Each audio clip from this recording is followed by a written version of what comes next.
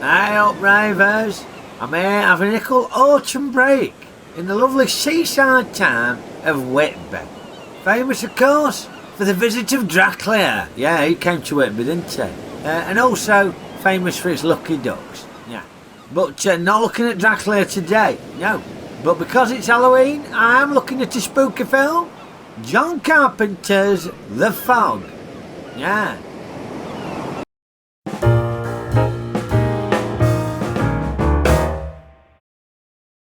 Now, The Fog kicks off with this old bloke telling ghost stories to a bunch of kids, properly scaring the living shit out of them, he is. 11:55. Almost midnight. Enough time for one more story. I don't think you can have kids staying out till midnight with an old bloke scaring the living shit out on them. I mean, God knows what the parents are doing. Are they giving the parental consent forms? Or has that fella been CRB checked, or whatever it's called these days? Now, if it's your own kids, that's fair enough, isn't it? I'll be honest, I've had lots of fun scaring the living shit out of my kids, and now my grandkids. Now, you can't beat the classic torch under the chin, can you? That's a staple. To turn your son into an evil hobgoblin or something like that, yeah. And then, of course, you can't beat the hand, can you? The hand. Another great effect with the torch is you slowly bring your hand over the torch and it looks like there's a giant hand coming down to smother them. Yeah, great. On the road, the gist of the scary story is about this weird fog what came down 100 years ago, causing a ship, the Elizabeth Dane, to mistake a campfire for a lighthouse. It ended up crashing on the rocks, killing everybody. And this film is set on the anniversary of that weird sinking.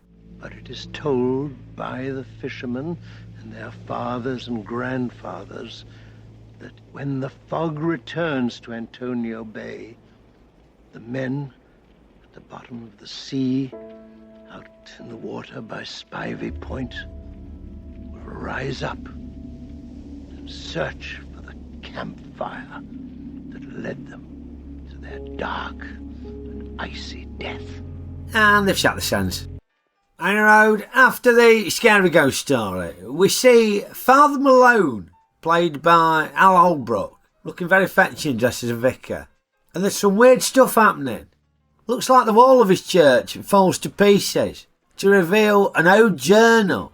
What were written by his granddad. But coincidentally, it seems to be chronicling the period 100 years ago, on the fateful night when that ship crashed. Now, the weird stuff ain't just happening in his church, but it's happening around the town. There's loads of weird happenings happening.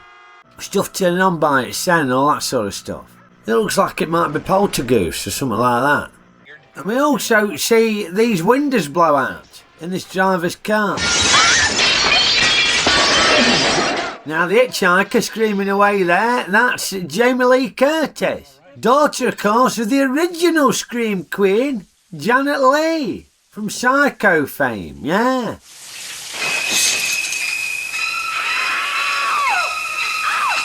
Yeah, screaming away there. There we go.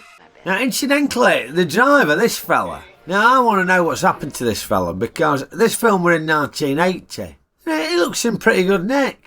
Certainly in decent enough nick to persuade the much younger Jamie Leigh Curtis to have a tough with him. But then he turns up in Lethal Weapon, which were 1987, looking like this. Bloody hell, that's a tough 7 years, isn't it? Crikey. He's gone from looking like a virile young man to becoming a pensioner. Tough paper round. On the road, next up we meet Stevie Wayne, who's the local DJ, broadcasting non-stop jazz out of a lighthouse in Antonio Bay. And she gets rung up by Randy Dan, the weatherman. Well, I'm just calling to see if you're lonely, if there's anything I can do about it. Never lonely, Dan. And he's got some important information for her. I've got a position on a trawler about 15 miles out, called a seagrass. And I've got something on my scope, appears to be a fog bank. It's about 25 miles out, moving in their direction. Oh yes, the dreaded fog. Headed for this boat and these chaps. Despite Stevie Wayne's best efforts to forewarn them on the radio, Now, with it being a seaside town, it's obviously Stevie Wayne's responsibility to do the shipping forecast and all. You know, like you get on Radio 4 when you're listening to Test Match Special, you know, with your German bite and your dogging and frigger and stuff like that. And you know, this weird fog starts accelerating to this boat, but it seems to have brought some weird characters aboard the ship. Who is that? Who then proceed to murder everybody. Oh, crikey, was that his ghoulies? Ooh. And he wrote, basically the scene is set. The mysterious fog has brought with it the ghostly apparition of the dead crew of the Elizabeth Dane, what crashed 100 years ago. Hey, talking of which, the fog's starting to come down here now, no?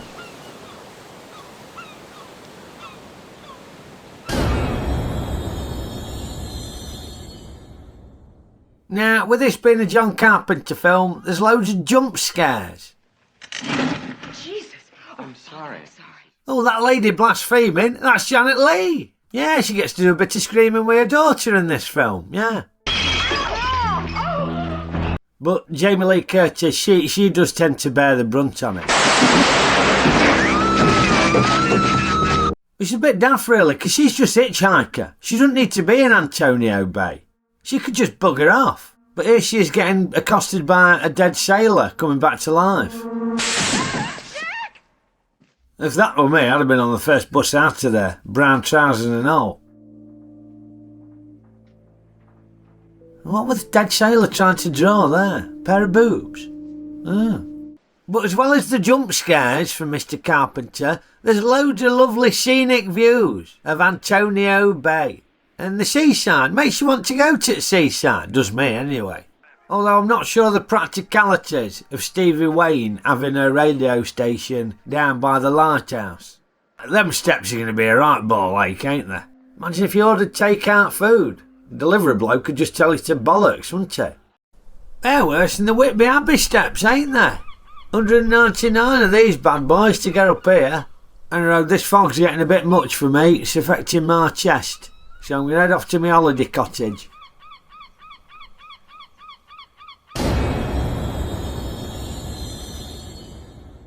And it transpires from Father Malone's granddad's journal that this boat of fishermen what died, they were all lepers. And Malone's granddad were involved in deliberately wrecking the boat so they didn't get a load of lepers moving into Antonio Bay. Classic NIMBY behaviour, isn't it? So the ghostly fishermen are out for revenge. Now, of course, to up the stakes, we have to have a few deaths, don't we? Stevie Wayne's ickle lad's babysitter. This old bidder, she cops it. But she were asking for it, weren't she? What are you doing, you daft biddy? And Randy Dan, the weatherman, he cops it. It's important to raise the stakes in these sorts of films, otherwise there's no jeopardy, is there? So when Stevie Wayne's getting chased by the ghostly fisherman, you genuinely don't know whether or not she's going to cop it. Likewise, is Al Holbrook going to cop it when the fishermen get inside his church? Well, no spoilers here. Well, not big ones anyway. Okie-doo, on to Ray's ratings. Well, I do like a John Carpenter film. At least his sort of earlier ones, his later ones were a bit crap, but yeah, I were hoping for a 3-star film.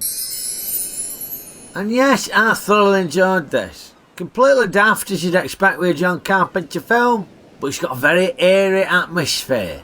And it's always nice to be at the seaside, isn't it? Gave me a craving for some fish and chips. Yeah, so there were a lot I enjoyed about this. So I'm rating The Fog a 3-star film. Oh, nice to be back in the cottage with the fire on, nice and cosy, yeah, away from that horrible fog. Just waiting for my takeaway fish and chips to arrive now. Oh, speak it, devil, that must be them. Yo-do-do-do-do. Hello? Hello? Oh, not the ghoulies! No need to worry, Rayvers. It was just Ickle Ray again. Yeah. It was dropping off my back scratcher. Yeah. When he held it up, I thought it rock. I thought it rock, mate. Oh, yeah, I can say that.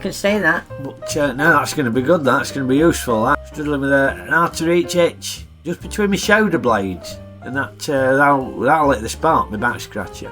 Hey, what's with the red eyes anyway, Ray? Yeah, just a spot of conjunctivitis, Raymondo. Ooh. So I'm avoiding rubbing my eyes and washing my hands regularly and all that. Oh, good out. Anyway, hope you enjoyed my review of The Fog. And if you did, poke the like button for me. Hey, maybe you could poke it with a back scratcher. Yeah, give it a good old poke. And share rate reviews with your mates. And subscribe to my channel if you ain't already a subscriber. Much appreciated. As are all the comments that you keep popping on. Apologies if I don't get a chance to respond to them all. But yeah, thank you very much. I really do enjoy reading them. Thank you. And copyright box permitting, I'll be back with another review for you very soon. And in the meantime, me and Ray are going to have a game of dominoes and wait for the takeaway fish and chips to arrive. Yeah, assuming they'll walk the 199 steps to deliver them. Oh, fair point. Anyway, see you next time. Okie doo.